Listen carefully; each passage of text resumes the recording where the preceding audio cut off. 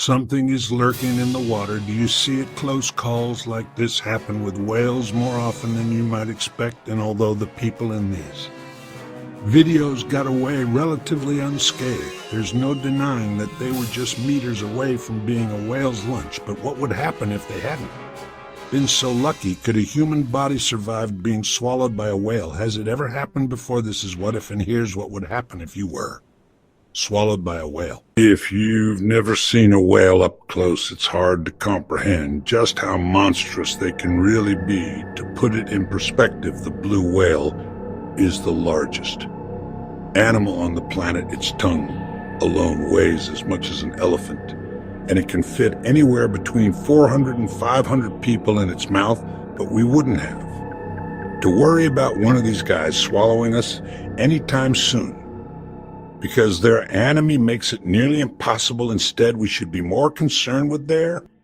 smaller cousins, sperm whales. In 1891, reports emerged that a man had been swallowed by one of these whales, and although he lived to tell the tale, he would never be the same again. According to the story, James Bartley was swallowed when a whale attacked his ship, and he wasn't retrieved until the following day when the crew found and killed the whale. They quickly brought it on board their ship and cut it open, revealing an unconscious but very alive James Bartley. His face and arms were bleached white, and he was blind, all thanks to the stomach acids of the whale. However, as the years went by, people started poking holes in this story and questioned whether James had really been swallowed by a whale. I mean, wouldn't the stomach acids do more damage than just bleaching his skin? Well, with the power of science, we took a closer look, and we quickly discovered that if you get swallowed by a whale, coming back out with shiny white skin would be the least of your worries. Okay, so the first thing you'd have to worry about once you were swallowed would be getting shredded to pieces by the sperm whale's impressive set of teeth.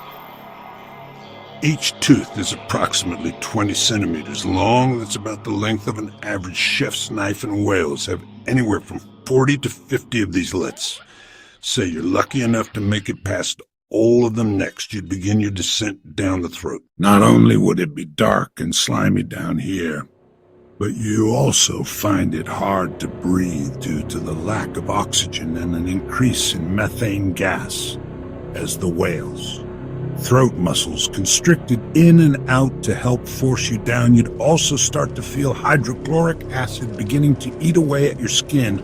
I know what you're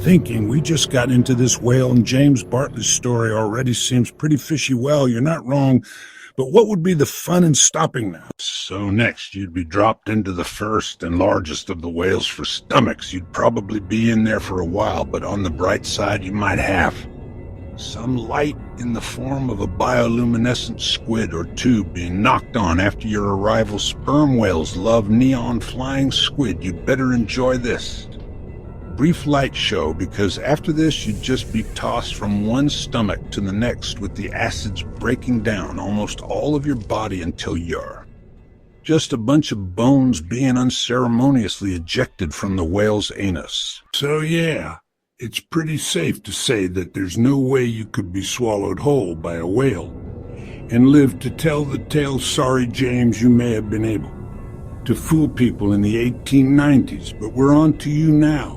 As vast as they are, and as monstrous as they might seem to us, whales actually have no interest in eating humans, and if they could talk, they would probably make a point of telling us that, but that's a topic for another What If.